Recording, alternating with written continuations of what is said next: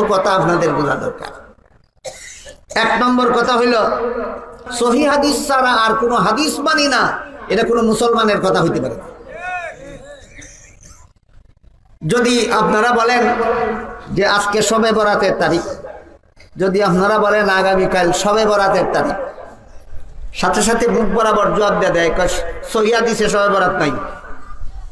কয় কিনা সহিহ হাদিসে শবে বরাত নাই? তুই সহিহ হাদিস কি বুঝস? এই গুয়ারের গুয়ার, তুই সহিহ হাদিস কি বুঝস? রাসূলের হাদিস যারা বর্ণনা করেন, তাদের বর্ণনাকারীদের যোগ্যতা বলেন তো, যে কোনো একটা কাজের যোগ্যতা কি সবার মধ্যে এক সমান থাকে? ব্যবধান থাকে। আপনাদেরকে যারা ওয়াজ করেন সবাই কি সমান যোগ্য না ব্যবধান থাকে? ঠিক তেমনি ভাবে রাসূলের হাদিস যারা বর্ণনা করেন, তাদের হাদিস বর্ণনার যোগ্যতায় ব্যবধান থাকে। এই ব্যবধানের কারণে হাদিস বর্ণনাকারীদেরকে তিন ভাগে ভাগ করা হয়েছে।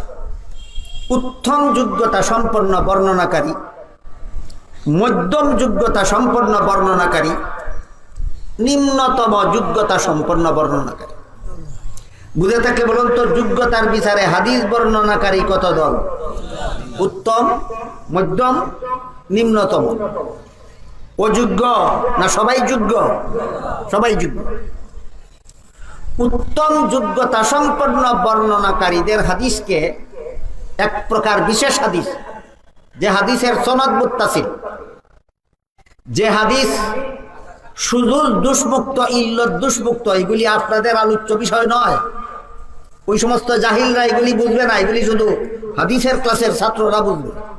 এই জন্য আপনাদের জন্য বলতেছি, যেগুলি বুঝবেন না সেইগুলি বাদ দিয়া বলতেছি, যে হাদিসের বর্ণনাকারীগণ উত্তম যোগ্যতা সম্পন্ন, এই হাদিসের নাম সহিহ হাদিস।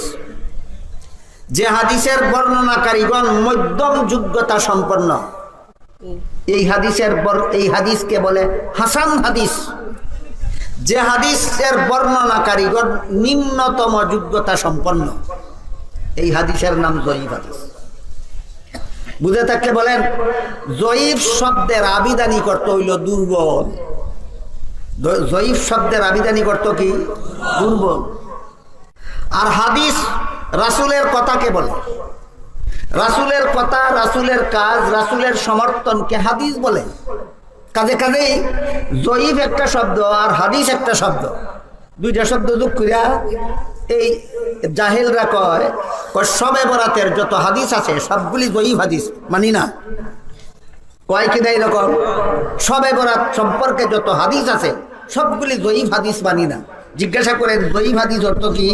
কয় দুর্বল হাদিস।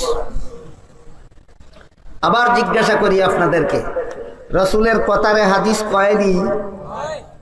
জয়ীফ শব্দের অর্থ কি? তুই জয়ীফ হাদিস বলতে কি গোড়ার ডিম বুঝছস? তোর রাসূলের জীবনে কতগুলি দুর্বল কথা বলেছিলেন, তাইলে তুই জয়ীফ হাদিস বলতে কি গোড়ার ডিম বুঝস? রাসূলের কথা কোনোদিন দুর্বল হয় না। রাসূলের কথা কোনোদিন দুর্বল হয় না। যে মুসলমান বিশ্বাস করে রাসূলের কথাটা দুর্বল, এর ঈমান দুর্বল। আমি আপনাদের জিজ্ঞাসা করি, যারা বলে জয়ীফ হাদিস দুর্বল হাদিস মানি না, এরার বাপ যদি বুড়া হইয়া দুর্বল হয়ে যায়, বাপ মানবনি? এই তোর বাপের দাম রাসূলের হাদিস থেকে বেশি নাকি? তুই যদি রাসূলের হাদিস দুর্বল দেখে মানুষ না, তোর বাপ দুর্বল হইলে বাপরে বাপ মানবে নি? বাপ যদি হাজার দুর্বল হইল বাপ হই থাকে, তাহলে রাসূলের হাদিস হাজার বার জয়ীফ হইল হাদিস হই থাকে। হ্যাঁ, আপনাদের জানা দরকার, বোঝা দরকার যে এই যে তিন প্রকারের হাদিস, সহিহ হাদিস, হাসান হাদিস, জয়ীফ হাদিস, এই তিন প্রকার হাদিস এক কাজে লাগে না, তিন কাজে লাগে। তিন প্রকারের হাদিস এক কাজে লাগে না, তিন কাজে লাগে। তিন কাজে লাগে। সহিহ হাদিস কোন কাজে লাগে? ইসলামের আকীদা বিশ্বাস প্রমাণ করার কাজে লাগে। হাসান হাদিস ইসলামের আমল প্রমাণ করার কাজে লাগে। জয়ীফ হাদিসের দ্বারা ফজিলত প্রমাণ হয়, সহিহ হাদিসের দ্বারা আকীদা প্রমাণ হয়, হাসান হাদিসের দ্বারা আমল প্রমাণ হয়। জয়ীফ হাদিসের দ্বারা ফজিলত প্রমাণ হয়। শবে বরাতের ফজিলতে যে হাদিসগুলি আছে এগুলি জয়ীফ। কি অসুবিধাটা হইল? জয়ীফ হাদিসের দ্বারা কিছুই প্রমাণ হয় না। কি প্রমাণ হয়? শবে বরাতের ফজিলতের হাদিস জয়ীফ হইলে তোর কি হইল?